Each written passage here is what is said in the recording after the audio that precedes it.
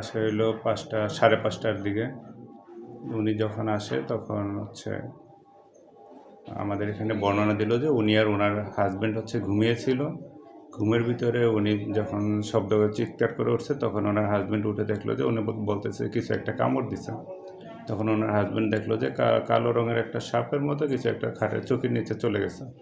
তো ওনারা যখন যে বাম হাঁটুতে যখন কামড় দেখলো তখন ওনারা ওনাদের বর্ণনা অনুযায়ী বলছে সাথে সাথে হাসপাতালে আসছে।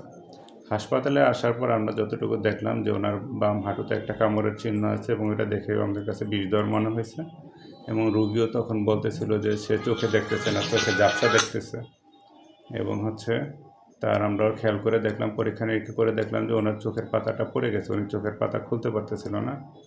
তখন আমরা বিষধর সাপ সন্দেহ করে আমরা ওনার জন্য অ্যান্টিভেনম রেডি করে আমরা অ্যান্টিভেনম চালু করে দিয়েছি এবং সাথে সাথে যখন অ্যান্টিভেনম প্রায় অর্ধেকের মতো শরীরে যখন ঢুকছে তখনই দেখলাম যে ওনার আসলে ওই গাস্পিং ব্রিদিং শুরু হয়েছে এবং উনি তখন ওইখানে ওই প্রসিডিউর চলা অবস্থায় উনি মারা গেছেন তখন।